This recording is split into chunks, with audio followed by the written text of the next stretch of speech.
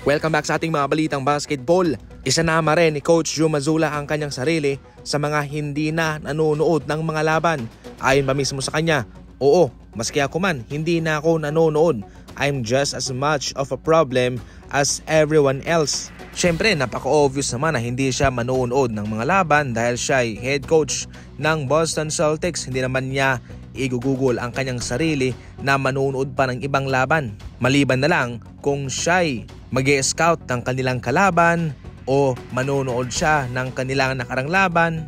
Pero definitely sa kanyang trabaho ngayon, syempre busy siya sa Boston Celtics. Subalit seryoso pa rin talagang problema itong patuloy na bumabagsak na ratings ng NBA mga idol.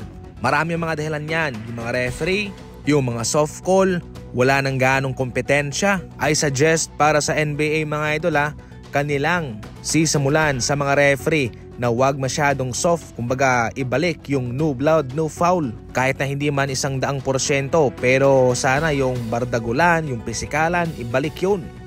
Hindi pa palitan ng Denver Nuggets si Jamal Murray bagkos sila'y magdaragdag pa ng isang scoring na malalaro. Ngayon seryosong nauugnay sila kay Zach LaVine ng Chicago Bulls na sa ngayon ay agresibong kanilang ipinapasok sa trade market. Naisasama na rin sa ngayon ang pangalan ni Jamal Murray sa mga trade rumors, mga trade proposal sapagkat hindi na naging maganda yung kanyang nilalaro at parang pasanin na lamang siya.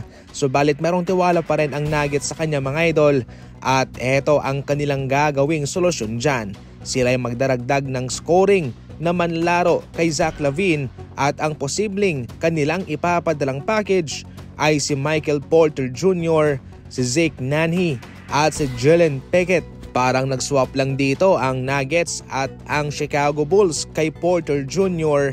at kay Zach LaVine. Considering na itong si Porter Jr. ay parang version 2 nitong si Zach LaVine. Hindi nga lang athletic itong si Porter Jr.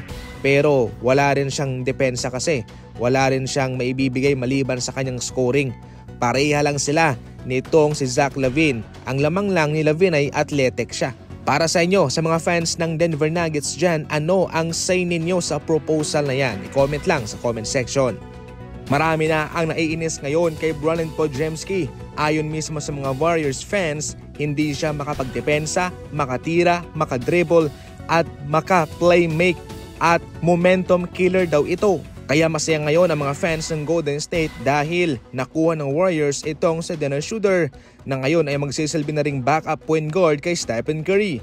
Ayon kay Coach Steve Kerr mismo, ito ay makakatulong din para kay Brandon Podziemski dahil noong nakarang taon, naging pangatlong option siya kay Stephen Curry at kay Chris Paul. Sa taong ito, kitang-kita naman daw na siya nag-i-struggle sa kanyang papel na primary ball handling kay Stephen Curry. So far, hindi niya nagagampanan ang posisyong iyon. Kaya sa ngayon, na nandyan na itong si Dennis Schroeder ay babalik ng araw sa pamilyar na papel.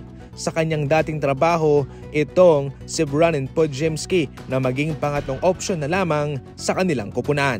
Marami nga rin ang mga usap-usapan na baka isama ito ng Golden State sa anumang package na kanilang gagamitin kung sila'y magti-trade.